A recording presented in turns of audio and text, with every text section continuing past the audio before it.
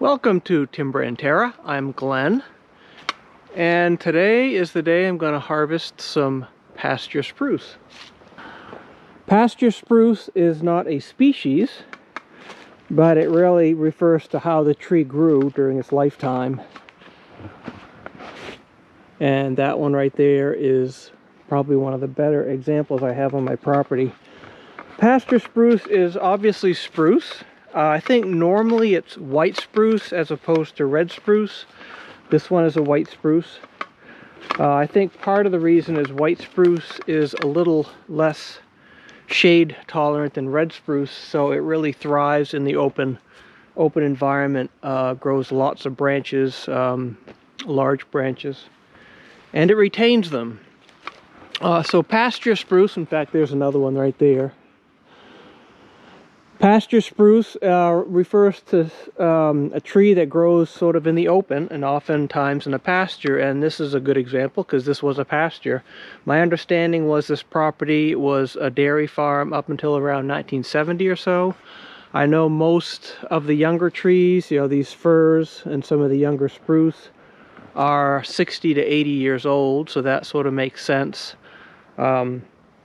If the pasture was either abandoned or it was just sort of slowly migrated into forest in the 60s.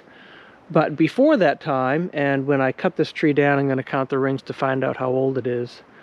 There were these trees just sort of sporadically but grew in the open pasture. And they were allowed to have these low branches that remained live for a long period of time. Those branches are all like 2 to 3 inches in diameter. They are all over the place, and they're large because they thrive from the sunshine. There was no competing trees around them to block the sun. But they're not commercially viable. No sawmill is going to take a log that looks like that. 2 to 3 inch branches turn into 2 to 3 inch knots, which for structural timber is generally not good. But I have a plan for these. And that plan is to cut these down, one, because they're not valuable for anything except seed stock, and there are plenty of trees growing around here, so I'm not worried about seed stock.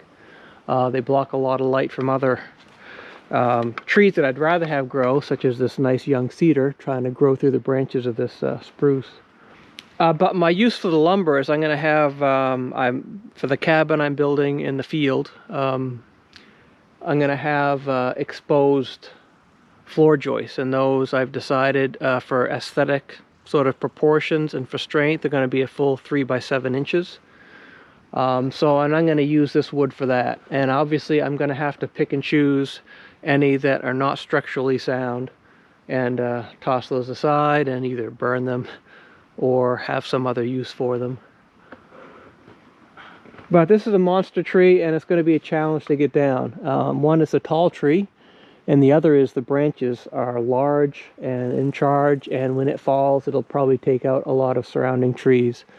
So my plan for this particular one is to fell it that way right in the middle of the road as best I can. I'm sure I'm going to take out some of these other trees. Maybe some of those firs will survive at the end. My other options really aren't that good. I could fell it this way. I'd just take out probably, in fact maybe I will. The only downside to that, that I think of it, is this would be a good direction to follow because there's really no valuable trees in the way that it's going to take out. But it would take out this cedar right next to it, because those branches up there are just going to take that cedar and would peen it over and break it off. I'm hoping if I can fell it this way I can save this cedar. Granted, I'm going to have a lot of branches in the road to clean up, but that's okay. Down there, the advantage is I could just cut the branches off and leave them because there's no road over there. So this guy, sort of about where I'm going to cut it, I may not cut it right here at the roots, is about 28 inches in diameter, so it's a sizable tree. Relatively straight. I probably will have to wedge it, but I don't think there's much of a lean to it either way. But it is ugly looking. I don't know what these cankers are that grow. I've seen these before. It just has swirly grain. It's not like there's a rotten or a void underneath them or anything like that. So I have a target. I need about 2,000 board feet of 10-foot long material and 2,000 board feet of 16-foot long material for the needs that I have. So I have several of these trees throughout my property. This one is probably the biggest, baddest. This is the first one that I actually noticed when I moved here, in part because it's right along a road. And you can see some of these branches that were cut when I made the road starting to heal over. So let's get working on cutting this.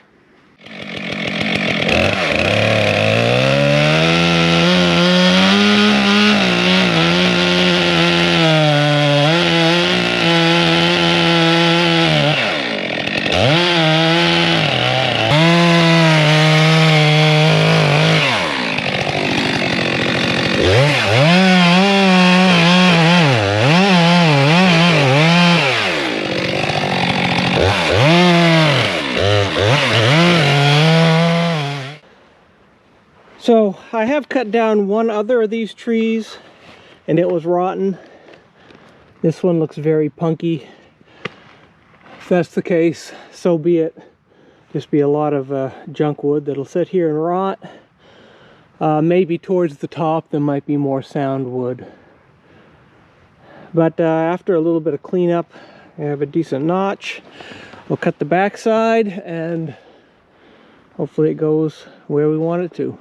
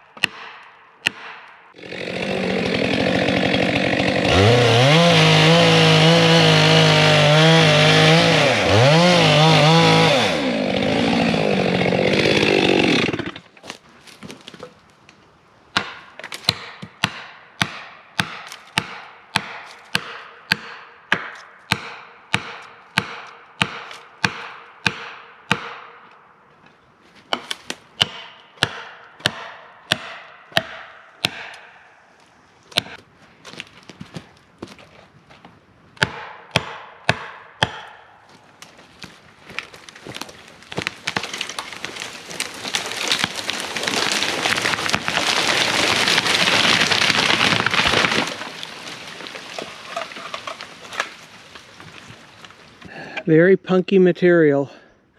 Actually, this tree does not appear to be nearly as old as I thought it would be, just based on the growth rings. I mean, look at that. Some of that's a ½ inch in radius, an inch in diameter per year.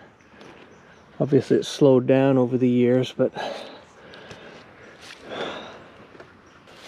it is a jungle, and there's a big open space there now, which this nice, very nice looking cedar will be happy to see the light after all these years. All right, well, let's go through the task of cutting these limbs, cutting off some of these cankers. My plan, even though I have my winch here, is not to drag these out. The forest floor is still relatively frozen. There's probably a thin inch or two layer of thawed mud, but the field is a bit worse. I brought the tractor in just in case I needed to use the winch to pull something down. But here my purpose will just be to sort of push it off to the side. When things dry out, I'll come pick these logs up with my forwarding trailer, my log loading trailer. But it could be I get nothing out of this tree. Let's hope I can get something out.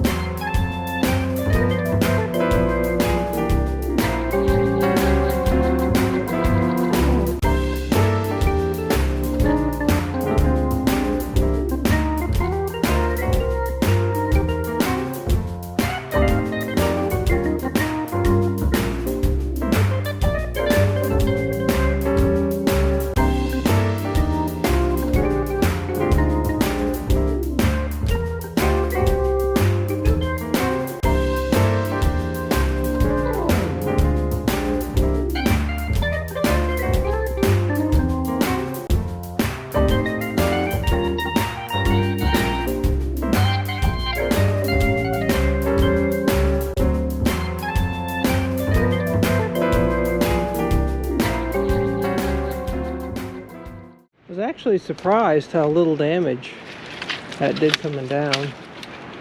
Those obviously were too far away, those two firs, to be damaged by just the top. So looking for some sound wood based on cutting the knots. It does look like it gets a bit better as I go up the tree. And that looks all nice and sound. And it's obviously straight, other than the bumps. So I'm just going to cut this back until the punkiness goes away, and hope I have some salvageable timber.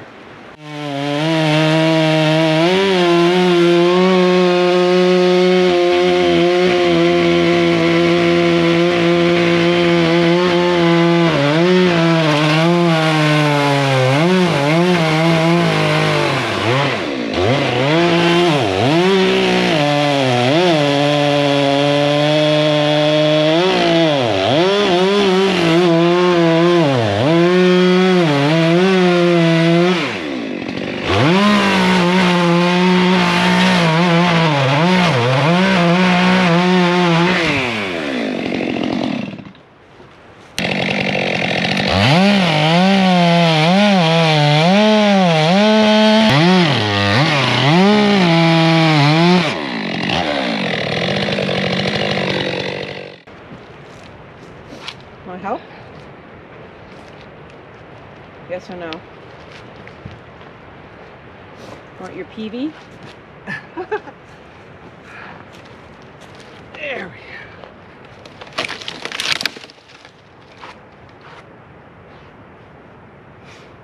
It's getting better, but it's still punky.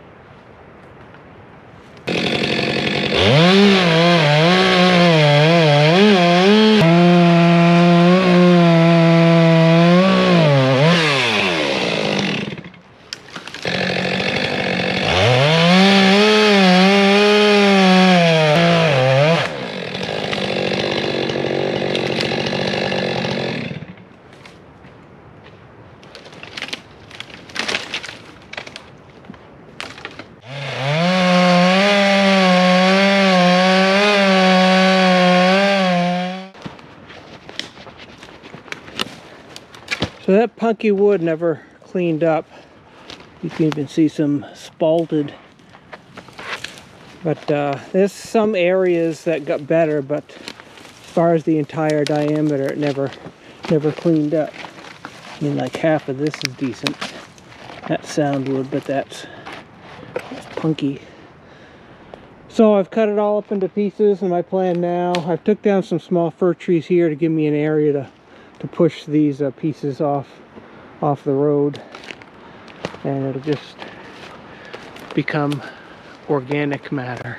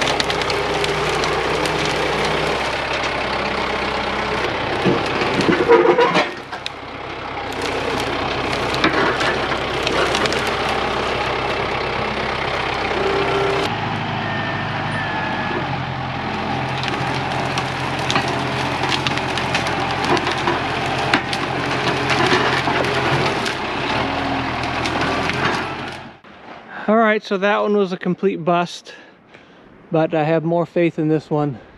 The top looks a little more healthy, doesn't have the big cankers, and I'm gonna fall it exactly opposite where we're standing. And the wind is in my favor, so that's helpful, because that tree is standing tall and you can see the wind blowing through the branches. So there's not much on the way, not much in the way of valuable stuff that will damage on the way down.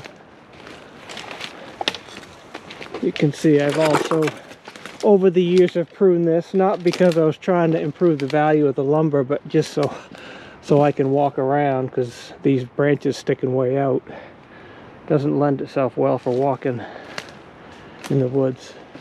So there's a couple small fir there I'll probably take down ahead of time. This may take down some other ones on its way, but there's, on the other side of this, just some speckled alder, some of that swamp alder, that the brush really that grows in swampy areas. But that'll do good to release some more light for these cedar. Some more cedar over there.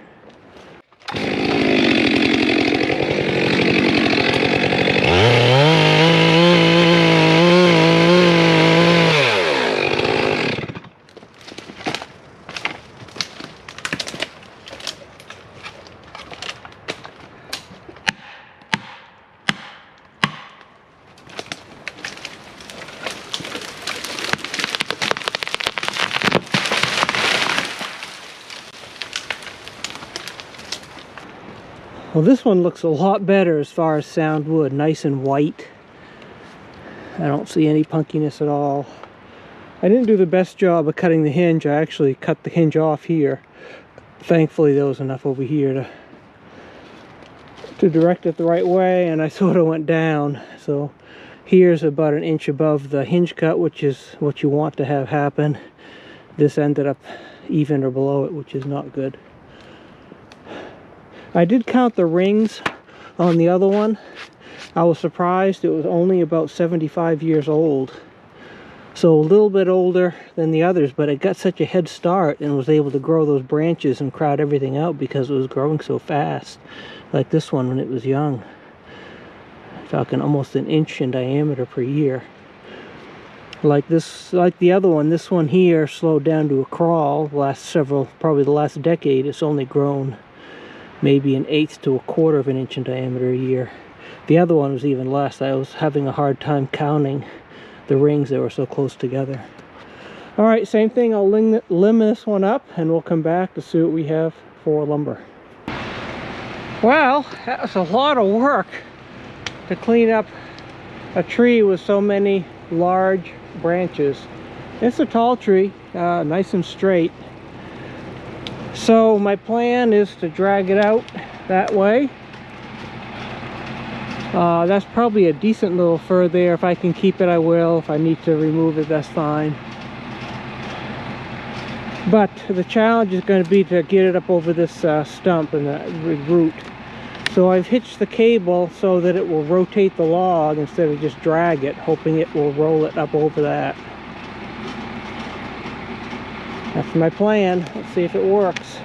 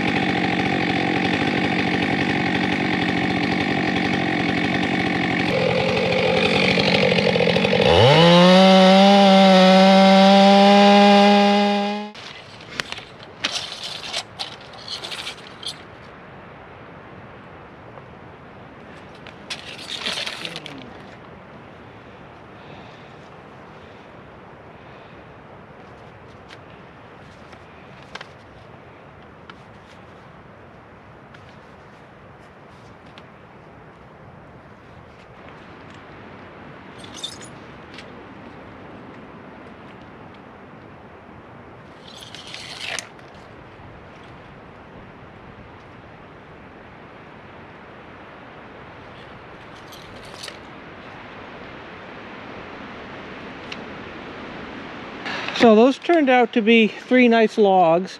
That one I ended up cutting to a 10-footer because I'm after 3x7s, and the top of the 16-footer was only 6 inches in diameter.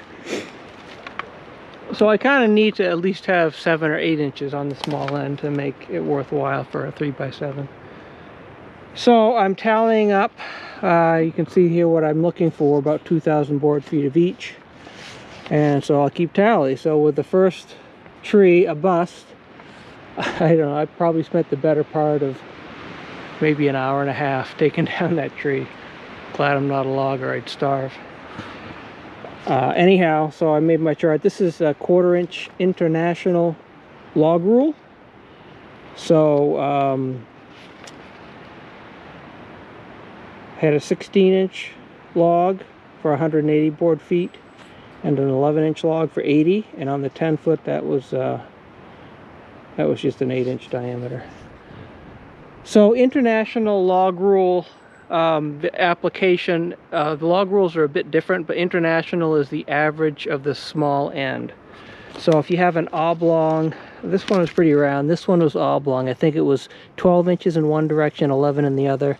This I think actually was a little bit oblong as well, about an inch difference between what they call the large way and the small way. So when you have one they don't have half-inch increments, so you have to pick either a whole increment or whole inch higher or lower. So normally what you do is when you have one that is, say, 11.5, the first one you'd round down, the second one you'd round up, the third one you'd round down, that sort of thing. So that's what I did there. I think I rounded up on the first one, rounded down on the second one. Anyhow, so looking for 2,000. I'm almost 10% of the way there.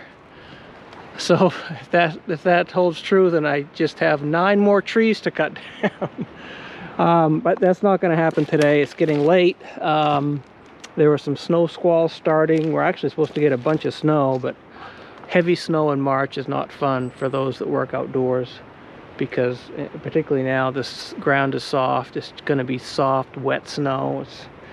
So I will not be working in the snow this time around. But here's another one. It's got the big cankers, so I guess I'm sort of skeptical that this will provide good material. Oh, that's an ugly looking tree. Same thing here. I cut a lot of these branches several years ago just so I could walk around more easily. So I think they'll call that good for now. These logs, like I said, I'm not going to drag out. You saw the mud over there, I'm guessing.